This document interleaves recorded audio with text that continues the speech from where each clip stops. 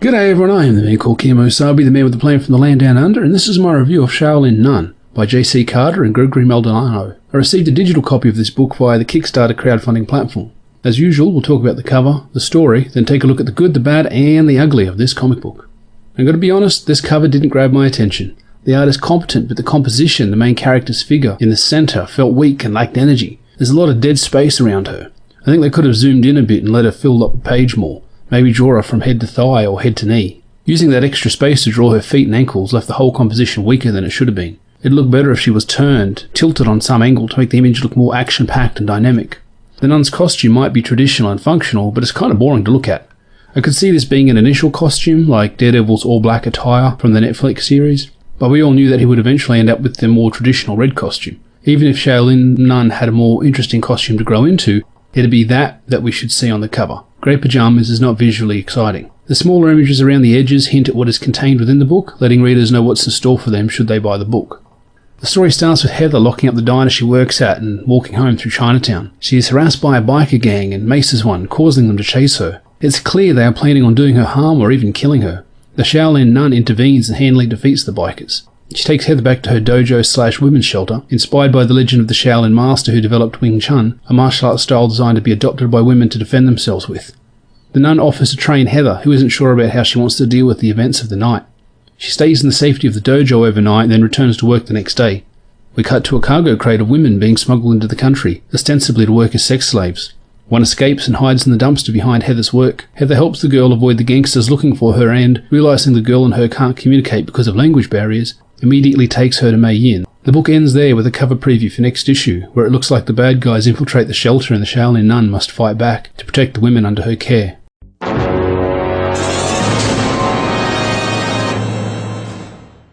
This is a classic story. Good guys and bad guys are clearly demarked. There's no shades of grey. The art and action is good, with detailed backgrounds when there are backgrounds, and characters maintaining visual coherency across panels and pages. The 2 pages of flashbacks do a good job catching people up on Shaolin legend, for those not familiar with the real and the fictitious or enhanced nature of the mythos, and the beats are well paced. Heather establishes her life, her normal. Bad guys show up and hassle her, disrupting that normal. She shows courage and agency by fighting back, but she's out of her depth. The nun saves her and offers her a chance to grow and become empowered. Heather stands on the precipice, unsure if she wants to dive into a new normal and abandon the old. Then she finds the runaway sex slave and knows she has to act. She can't look away. This doesn't mean that she'll become a kung fu master, but she will, we already know that. But it does mean that she's chosen to involve herself in this world, and does so again when she lies to the gangsters and bluffs them into leaving her store, and then again when she smuggles the girl to the women's shelter soon afterwards. Heather is a good vehicle character. She's open and earnest and good-natured but not naive. I get the feeling this will end up being her story, more so than Mei Yin. Extremely competent characters like Mei Yin less often receive positive character arcs, rather they grow stronger, maybe, but don't change as a person. It is Heather, I believe, who will grow stronger and realise her potential by the end of the story. The story sets up expectations and then meets them. It's a smooth story that lands neatly on each beat you expect and makes for a pleasant read.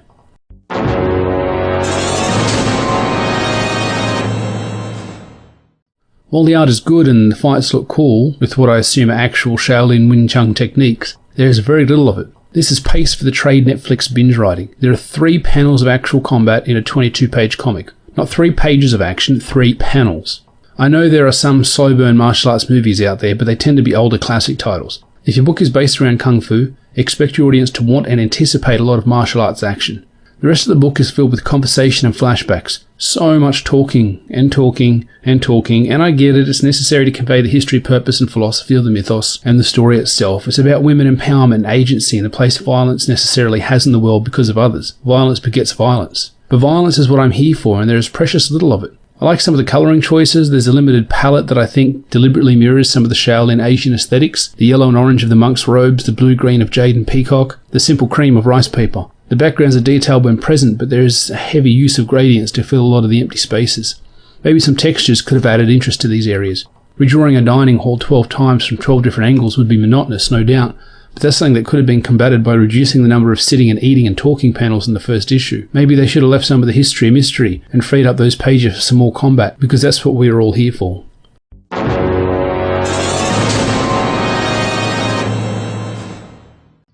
There's a great scene where Heather expects Mei Yin to give her some Confucian advice on how she should deal with being assaulted. Mei Yin instead says something that I often say in real life. You will feel how you feel for as long as you feel it. I'm not saying everyone has the right to feel how they feel in every situation. Regardless of whether someone has the right to feel angry, for example, it is what they are feeling right now, and telling them how they should feel is not helpful. Recognize how the person is actually feeling, and then you can work out why. Then you can deal with the problem. May in telling Heather how she should feel would invalidate her ordeal and maybe set her up for future failure by burying her trauma until it affects her down the line in a more serious way. I thought this was a real achievement of writing, and I was very glad to see its inclusion in the comic. About a third of the way through the book there is this pin-up, the 5 Shaolin Masters. It's some great art, and despite being black and white, each character has their own unique visual, easily recognisable stance and style, and it's a fun, memorable image.